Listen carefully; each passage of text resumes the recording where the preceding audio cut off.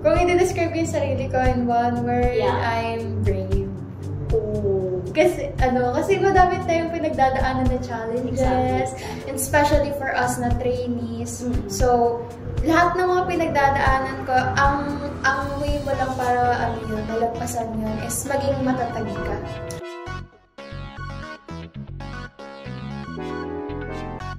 So, here is our second guest from Sabrina. Actually, creation from Sabrina.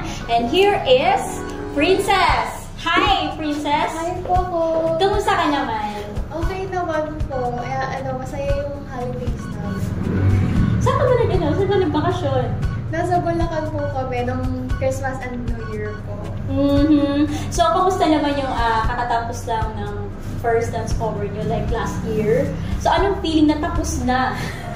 Masaya po kasi una yung nabigla ako kasi hindi naman talaga ako dancer, to be honest. Pero natuwa ako kasi na-accomplish Hindi ka pa-dancer na lang! Hindi ka pa-dancer na. Pero masaya ako kasi nagawa namin, natapos namin ng Sabrina, nagawa namin ng maayos. Yeah, exactly. Tsaka nag-first guest na sila, right? Second, nasa Cubao yung last nila. So, anong feeling na nasa stage kayo? Kasi iba yung feeling na nandun kayo sa training, tapos kayo sa studio na nagda-dance cover. Tapos sa mismong harap na ng mga tao, anong feeling nun? Like, mixed emotions ka ba? Or, like, pagtungtong nyo, ano bang feeling mo nun? Lalo na ng first. Opo. Ang daming tao noon sa Bulacan, right? Opo. Anong feeling mo nun? Kinakabahan po una, pero masaya po kami kasi yung mga na-practice namin na training namin, napapakita po namin sa tao. At syempre, makakakita po sa crowd ng masaya sila, nag-enjoy sila sa sayaw. Oo po! Kasi naiwasan mo! Ang coping ko po, pagka kinakabahan ako, titingin ako sa mga people para hindi ako masyadong kabahan. Baliktad tayo. Para like ako, ma-enjoy. ayokong tingnan sila kasi feeling ko na-apektuhan yung emotion ko pag tumitingin ko talaga sa mata nila. Pero ikaw, hindi naman talaga sila. Kasi nakakakuha ka lang parang inspiration kapag nakikita ko silang masaya, nag-enjoy sa sayo. Pero kung nakita mo na kasi bangon sa'yo, like, di ba hindi mo apektuhan? Kasi ibang tao yun eh. Di ba hindi natin maiwasan yung gano'n? Pero itong second dance cover, wait, abangan nyo sila. Kasi second dance cover nila. Anong feeling na ngayon parang nag-grow na kayo for dance cover? Iba yung emotion nito eh, so itong second dance cover. Anong feeling ngayon? Like, nung una kasi medyo pabebe kayo. Pero ngayon parang iba. Anong feeling na parang itong second dance cover, iba yung emotion? Like, anong sasabi mo? Ngayon, yung mas challenging yung sayo, yung mga steps. Medyo kailangan ng maraming movements talaga kasi new pa sa amin. New pa sa amin yung mga steps. Pero masaya naman kami kasi kada ma-accomplish mo yung mga sayaw, lalo na yung mahihirap. Yeah. Ang laking accomplish. Lalo sa verse, yung talaga. Actually, pili ko kapag natintin ako kayo, yung verse yung medyo parang laman ng konti. Kasi yung chorus parang nauna yun eh. Nauna yung training nyo doon, right? Hindi ko nga napat nauna yun eh. hindi rin kasi ako coach, no? Pero, feeling mo, mas better ba na una yung chorus or sa verse? Feel ko po mas una yung chorus na mas maganda pag una yung chorus kasi yung chorus din yung maraming challenge. Mas mahaba. Kaya feel ko mas maganda po na una. Pero you look pretty today. Like, pag-usapan natin tong damit mo. So, sino naman ang designer o saan galing tong clothing mo? From clothes to accessories. Okay, let's start po sa earrings ko. These are from Chanel. For real? Chanel po siya. Flex! Then, itong necklace ko, Tala by Kyla. Tala. Narinig ko na yung story, pero hindi pa ako nakapasok. May store ba siya or online? May store po. Hindi pa. Anong store mo binili? Pero online lang po siya naman. Pero may store sila. Oh. Physical store. Oo. Narinig ko nga siya, pero hindi ko pa siya napupuntahan. And! Okay, itong dress ko, galing siya sa mommy ko. Nice! Kasi si mommy talaga yung mas may magandang face fashion sa sense. opo. Kaya nag-match yung namin, yung hilig namin sa clothes. Kaya siya yung mas gusto kong bumili ng damit ko. Pagi naman sa'yo, like, And ito din pong blazer. Siya din na bumili. Compliment siya I like it. lang ako ng mga clothes. Dapat lang, like, even though na dancer kayo or dancer sila, like, dapat talaga marunong din kayo sa fashion. And next! Okay, watch ko po ay galing sa Michael Kors. Ipakita yan! Ang ganda niya. Yeah, it's fabulous, guys. Mahilig ako sa mga ganitong design na hindi pa ganong uso. Or, Yeah. I mean, yung hindi ordinary, parang gano'n. Yeah. May ibang, ano siya. And And- then, etong ring ko is from Mikana. Mikana. Is it brand from other country or Parang Or may from brand, Japan may po brand. siya. Asia? Opo. Next is Eto, the bracelet. gawa ko lang ito. Sinuot ko talaga, ginawa ko lang siya. Kasi mahilig ako mag-craftboard Ay, artist. Next! And then, ang shoes ko ay galing by T-Style. So, ayun. Okay. Hindi ako familiar. Okay. So, here's your question. Kamusta ka naman sa first question mo? Medyo kabado. Inisip yun, no? Okay. So, kung makikita ka ng audience, like, ano yung one word na gusto nilang makita nila sa'yo? Like, kung i-describe mo yung sarili mo. I think, kung i-describe ko yung sarili ko in one word, Yeah. I'm brave. Kasi madami tayong pinagdadaanan na challenges, and especially for us na trainees. So, lahat ng mga pinagdadaanan ko, ang way mo lang para malagpasan yun is maging matatag ka. Kasi akala ng audience, or akala ng iba, pagka sinabi mong P-pop, it's easy to say P-pop, pero yung mahirap talaga dun is yung training. Actually, hindi lang siya parang, ay sa dance, ay kailangan sa singing. Actually, sa physical din, like yung diet, yung kailangan hindi kasi pwedeng chubby, like, kasi syempre kailangan talaga mag-burn. Hindi rin sila makakagalaw kung very fatty sila. So, kailangan nila minsan mag-diet yun. Pero yun ang hindi alam minsan ng audience, right? So, kung sa training mo na to, ano yung pinakamahirap na nagawa mo sa sarili mo while you're doing this training? Ang pinakamahirap po yung hindi ka masugatan. Yeah! Kasi, The scars! Yes! Well, natatago siya, no? Kaya lang kasi may mga bagay na minsan hindi mo na napapansin tsaka natatago. So, basically, kapag ganitong papasukin mong industry, kailangan makinis din. Right? At may skincare ka, yung scratch, iniiwasan mo yan. Very good. Kaya kung gusto nyo pasukin itong industry na to, kailangan yung skin nyo din. Alaga.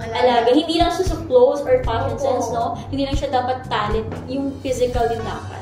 So, ano yung mga natutunan mo during your first day? 3 months kayo training, right? Yes. Or almost like 2.5 or 3 months. Something like that. So, ano yung natutunan mo within 3 months? Madami ako natutunan bukod sa sayaw. Natutunan ko din syempre kung paano ka makikisama sa tao. Like yung magandang way na hindi mo sila ma-offend or mas magiging matatag yung relationship niya na mga as a group.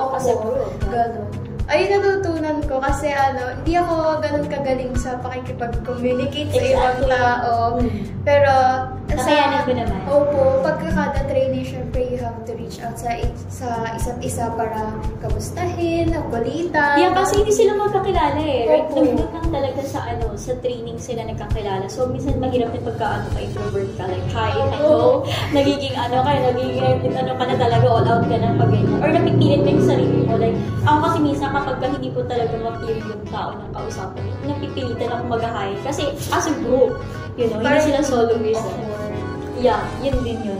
Lalo na sa group sa dancing, no? Mahirap kasi yung, nagkabanggaan kayo, like, okay, ano yung feeling? Kasi hindi ka nag-uusap, pwede ba? Hindi magpasan. Doon din po nabibuild yung mga tingin nila sa'yo na parang, ay, maldita to. Yeah, first impression. Meron bang ganun? Meron bang ganun? Marami po ako nare-receive. Kasi pagka, hindi ako nakangiti, lang. Akala ko sila magproblema pa. Akala nila, or hindi mo alam paano sila i-upload. Ganon. Hindi po ako kasi mahilig mag-initiate. First Opo. Kaya, hindi talaga ako, pagka hindi ako nakausap, okay. Ayan, baka Pero pag kinausap ako, dal-dal. Lalo na sa mga guesting, like, yung mga fans, like, so, well, we're hoping na, lumaki to. May magpa-picture sa'yo, like, okay lang din. Opo. Kaso baka matara yun si gusto ko. Oo, yun na nga. No? So, ito yung parang nililinaw na natin yung mga bagay-bagay. Hindi po ako mataray. Pwede niyo po akong i-reach out talaga. Kahit na nanahimik ako. Okay, so ito na nga. among your co-talents, like 5 kasi ang sa Freena, pero matadagdagan sila this training. So, magiging 6 na sila, no? So, among your co-talents, sino ang pinaka-close mo at bakit? Ang pinaka-close ko is si Sky. Kasi kahit hindi siya mukhang ganun ka-approachable. Kasi si Sky super ganda. Super, parang hindi mo kayang lapitan. Parang hindi mamamindset. Na-intimidate. Opo, parang nakaka-intimidate yung yung look niya. Pero, siya yung mas naging close ko. During the training. Actually, doon ko rin na siya nakita nakipag-usap niya. Kasi during the time na nag-photoshoot ko yun, like, iba-iba kayo ng like, kailangan ko pang sabihan na, uy, guys, ganito kayo. Pero nung nag-first thing na kayo, like, iba na. Meron ng, hi, may ganito na. So, sa una lang talaga, di ba? So, ano masasabi mo naman ngayon kay Coach Teo na ito na yung bago niyong coach? Ano masasabi mo sa turo niya? Stricto ba siya or what? Mabait ba sa inyo? Ano masasabi mo kay Teo? Hi, Teo! Ay, kay Coach Teo, magaling naman siya magturo. Pero syempre, hindi din maiiwasan yung pagka sumasayaw. Pagka hindi mo nakukuha yung syempre, kailangan niya talaga maging strict. And understandable naman po yun. Kasi, pero minsan ba, na-feel mo na parang gusto mo na uminak? Opo. Kasi nung dancer din ako before, like, yung one teacher ko siya, no? Para kasi siyang kapag nahihirapan ako, kasi hindi naman talaga ako dancer, kailangan ko lang talaga siyang gawin. So parang dati, kinakabahan din ako. Tapos pag napagalitan ka din, parang, Opo. hindi mo alam kung ano magiging, emotion. Pero at the end of the day, it's part of your training. Pero si Coach Teo din naman po, kiniklear niya din naman yung mga bagay after the training kung bakit kailangan na kaming pagalitan, higpitan, ganun. Kaya okay lang din po na Mara-recommend mo ba si Coach Teo? Opo, kasi magaling din na dancer si Coach Teo. Exactly. Doon nag-start yun. Anyway, bakit ka sumali sa ganitong industry? Kasi kasi gusto ko ng bago. Kasi nung una po, dati, nag-model talaga ako. Tapos nag-audition sa mga palabas. Tapos nung narinig ko yung people, parang sabi ko, ay, parang gusto ko yung pagsasamahin yung sayaw, yung kanta, opo. So, sabi ko, kasi may nagdala ako sa K-pop. So, gusto kong i-try, gusto ko subukan. Kasi, kahit feel ko kaya ko naman, tapos magte-training din. So, mas makakaya ko siya. Kaya gusto kong subukan. Ayun po. Like, bago siyang like, parang adventure lang. Bago siya sa, kumbaga, hindi lang siya training or dance, something like that.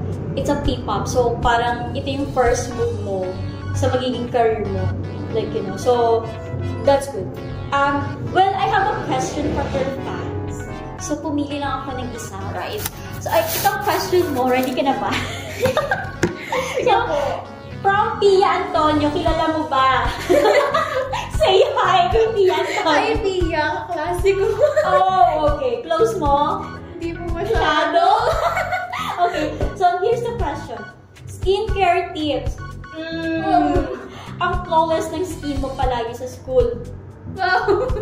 Yeah, totoo. Kapag nakita mo siya, medyo kumikinang-kinang yung yung face niya. So skincare. Reveal. Wala naman ako masyadong ginagamit. Pero, ang ginagamit ko po ngayon, like mga serum, and then... Sikat na ngayon, mga serum. Opo, may product po yung mommy ko, which is Vestisa. And, ayun po yung ginagamit namin. Ayun, Vestisa product, ayun from my mom. Ayun po yung ginagamit ko. Kasi hindi naman ako yung magpahit. Proven and tested. Kaya, ayun. Siyempre, product I-try. Lastly, ano masasabi mo sa fans?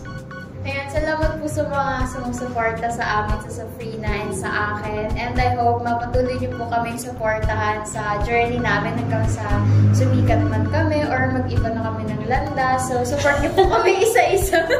Support niyo po kaming lahat. Ayan, maraming salamat po. Thank you guys! Thank you, Princess! And see you next podcast. Thank you! Thank you po.